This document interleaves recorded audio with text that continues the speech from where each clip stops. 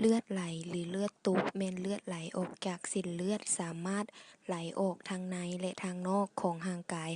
คนเฮาสาเหตุ 1. ย้อนการกระทบแรงจากทางนอนเฮ็ดให้เส้นเลือดแตกหรือขาด 2. ย้อนปลายกระดูกหักบาดหรือแทงเส้นเลือด 3. ย้อนอวัยวะเป็นบาดแผล 4. ย้อนพยาธิบางชนิดเช่นความดันสูงเส้นเลือดฝอยแตกหรือว่าออกลูกพิษ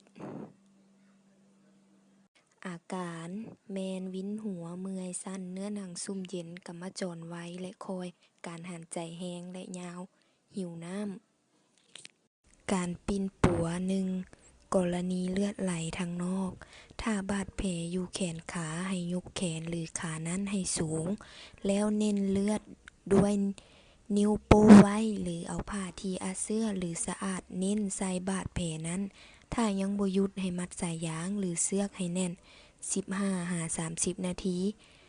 ได้ให้ไขย้านหรือม้านออกเทื่อหนึ่ง 2. กรณีเลือดไหลทางในให้คนเจ็บนอนสงบบ่หนิ่งติงแล้วส่งโรงหมอด่วนห้ามเอาน้ำหรือว่าสิ่งอื่นๆให้คนเจ็บดื่มเด็ดขาด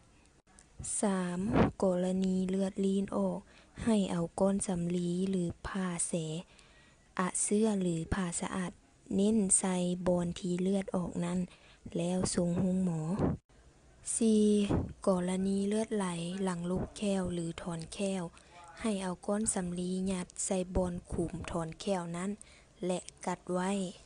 5. กรณีเลือดหูออกเอาสำลีหรือผ้าแสก้อนน้อยๆยัดเข้าหูแล้วส่งโรงหมอ 6. กรณีเลือดดังออกให้คนเจ็บนั่งลงและแหงนหน้าขึ้นให้หันใจทางปากบีบดังให้สองหูนั้นแนบติดกันแน่นสมควรประมาณ5 ใส่ผ้าแพรซุ่มเย็นหรือถุงน้ำก้อนปกเต็งใส่ดังหรือหน้าผากให้คนเจ็บนั่งอยู่ซื่อๆบ่ให้นิ่งติง